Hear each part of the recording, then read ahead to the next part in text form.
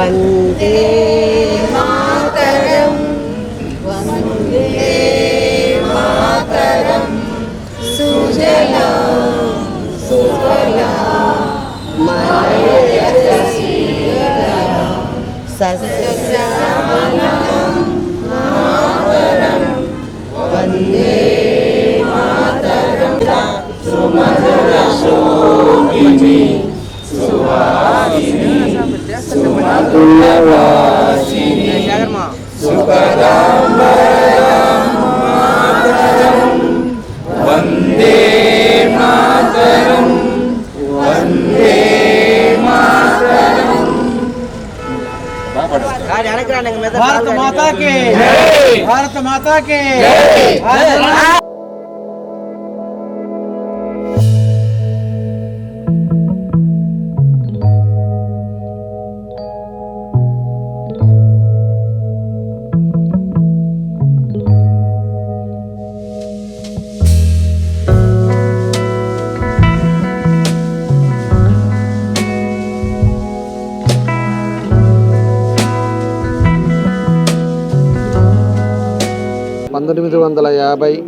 అదేవిధంగా జనవరి 26న మన దేశ రాజ్యాంగాన్ని ఈరోజు నుంచి అమలు జరగటం జరిగింది.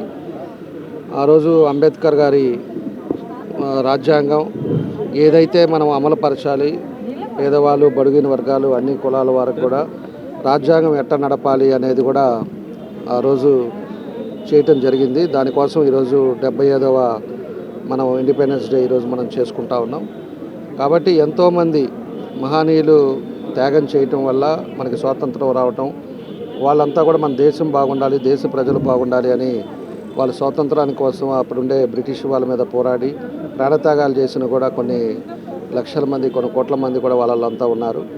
వాళ్ళందరికీ కూడా మనం నివాళులు అర్పిస్తూ, అదేవిధంగా రాజ్యాంగాన్ని సృష్టికర్త మన అంబేద్కర్ గారు, ఆ రోజు ఉండే పెద్దలంతా కూడా మనం ఏ విధంగా నడుచుకోవాలి, రాజ్యాంగంలో ఏ పెట్టుకోవాలనేది కూడా ఈ రోజు నుంచి జనవరి 26 నుంచి మొదలవటం, 75 సంవత్సరాలు కంప్లీట్ అవటం, ఇవన్నీ కూడా మనందరం కూడా గుర్తుపెట్టుకోవాలని చెప్పి ఈ సందర్భంగా తెలియజేస్తూ, అందరికి కూడా మనకి ఇండిపెండెన్స్ డే శుభాకాంక్షలు తెలియజేస్తూ, అదే రాజ్యాంగాన్ని కూడా అమలుపరుచుకుంటూ అందరం కూడా కలిసిమెలిసిగా దేశం కోసం, అదేవిధంగా ఉండే సమాజంలో ఉండే పరిస్థితులను కూడా మనందరం కూడా అవగాహన చేసుకొని పూర్తిగా ప్రజలకు శ్రేయస్సు కోసం పనిచేయాలని చెప్పి కూడా ఈ సందర్భంగా మేము తెలియజేస్తూ, తెలుగుదేశం పార్టీ కానీ, మా నాయకుడు చంద్రబాబు నాయుడు గారు కానీ, అదేవిధంగా వ్యవస్థాపకుడు ఎన్టీ రామారావు గారు కానీ ఒక పద్ధతి ప్రకారంగా తెలుగుదేశం అధికారంలో ఉండేటప్పుడే ఈ రాష్ట్రంలో కానీ అంతా కూడా డెవలప్మెంట్ కానీ ప్రతి ఒక్కరికి ఎక్కడా కూడా ఇబ్బంది లేకుండా ఎన్నో సంక్షేమ పథకాలు కూడా తీసుకొచ్చిన తెలుగుదేశం పార్టీ.